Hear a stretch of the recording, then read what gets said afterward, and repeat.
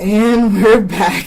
All right. So we're back with Erica Ramsey, an independent insurance agent who travels ITP inside the perimeter and OTP outside the perimeter from time to time.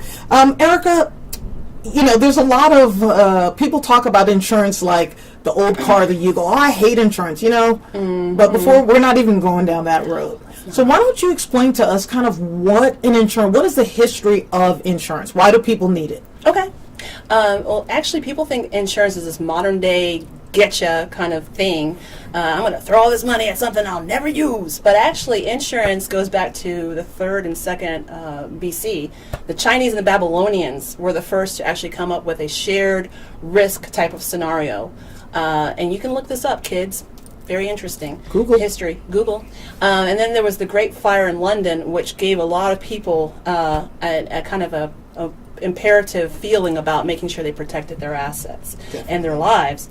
And then since that time, we've just come forward with, think about when the automobile came out, no one ever thought about, oh my gosh, what if I hit somebody, and then thank you, Henry Ford, for that. And now all of a sudden, here we are in modern age. So insurance is transference of risk. You're paying a very small amount of money to transfer a big amount of risk to a company that can afford to pay out if something bad happens. Right, and so we're all pooling our monies together just in case. We're putting it, and I sell a weird product that basically I'm hoping no one will ever need to use. Right, so, but if you need it, it's supposed to be there. One of the few things in life that we could say is guaranteed is insurance. In my industry, we can't say the word guaranteed unless an insurance contract is tied to it. So why do you think, or why should people review their policies if nothing has changed in their lives? I love this. Okay, this is the landscape is changing all the time, and what's happening right now in Georgia in particular.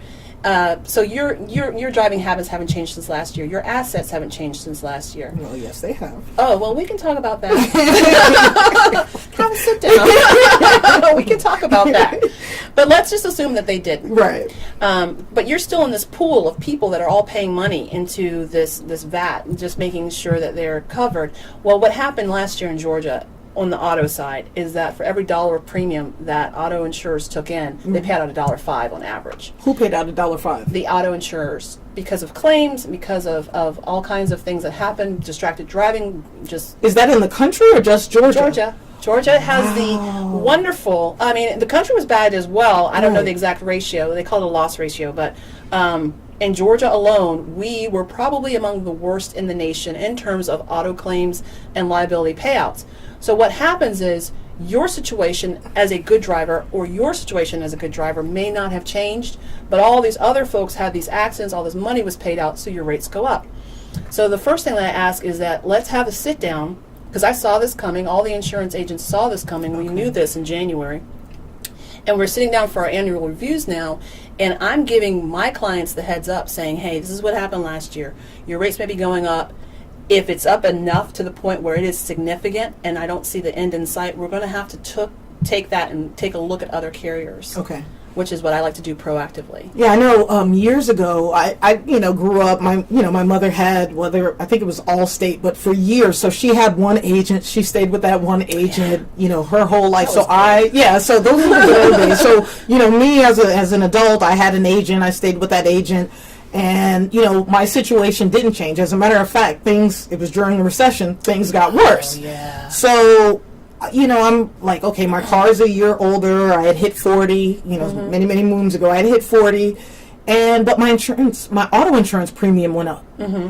And I asked the agent, hey, what's going on? And he gave me a story. And then I thought, you know what? I've got to, cut costs. I've got a kid. I've got, college is coming up. I've got some things to do. So I started shopping around. Right. And when I went and I shopped it around, I realized that if I left, my premium would actually go down. Mm-hmm. And so even though I was getting that good driver, $40 a quarter check in the mail, that wasn't putting a dent on the premium. Right. So that was when I started looking at, hey, I need to make sure my clients are doing the same thing. Sure. And so I started talking to my clients, a little bit about that. And so I've been kind of, talking. That's a great thing. Yeah. Yeah, I don't understand why, real brief thing, I don't understand why more advisors do that for their clients, because that should be a piece of your entire financial landscape. Yes. Right.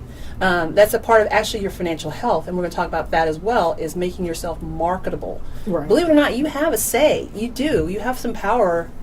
Just a little bit. Yeah. Just a little bit. It's not. Yeah. But when we come back, we're going to talk about auto insurance. We're going to dig down into auto insurance and tell you, what you should have above and beyond the minimums. Yes. Yeah. Oh, Okay. we'll be juicy. Nerd alert. Right. Yeah. We'll be right back after this. Okay.